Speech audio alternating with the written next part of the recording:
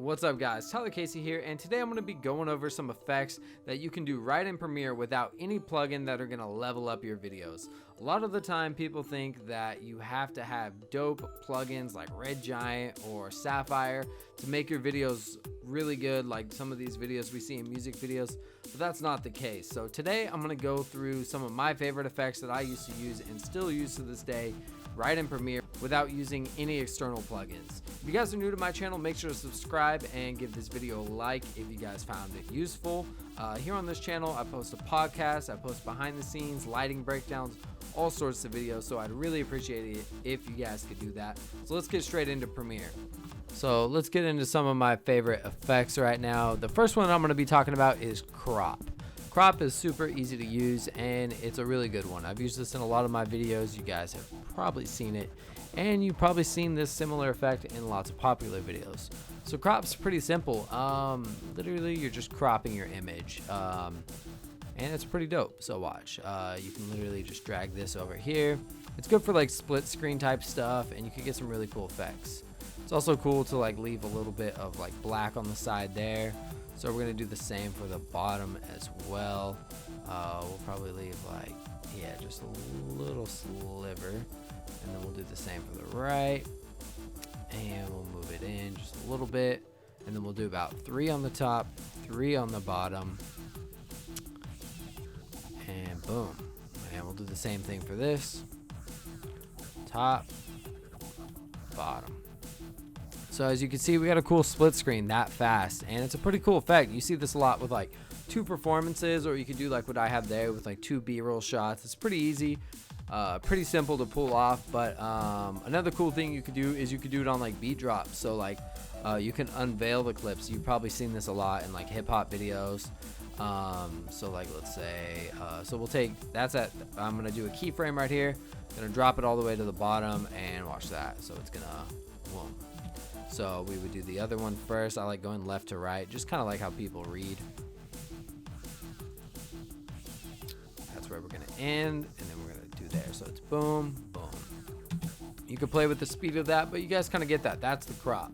Another cool thing that you could do to this to maybe spice up the background is you can come over to this little new button right here, and you can go over to, where's it at? Color matte right there.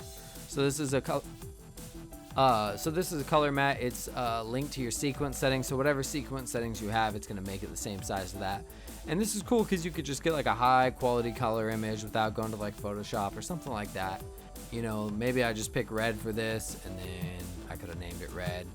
We come in here, we can drag it under, and then you have red right under. So, I mean, that's pretty cool. You can pick whatever color you want. So that's one of my favorites.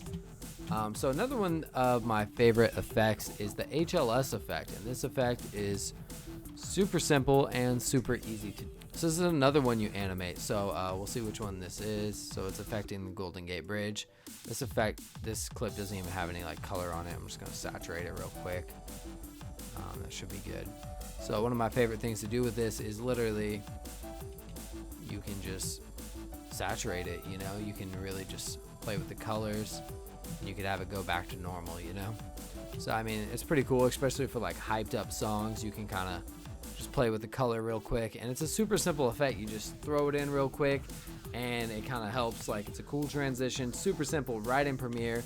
That's one of my favorites built in.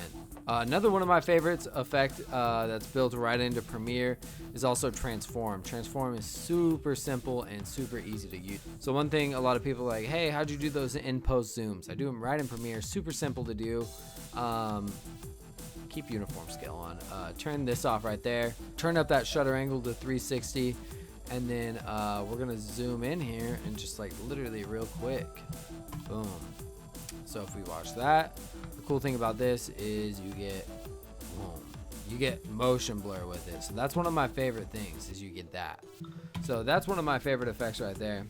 And you can kind of see how cool that is. And another thing I like doing, a lot of people ask, is I'll like follow someone. So like, let's say someone's hands are moving, I'll move like a few frames, follow their hands left to right, maybe even punch into 175. We lose a little quality right there, but it's okay.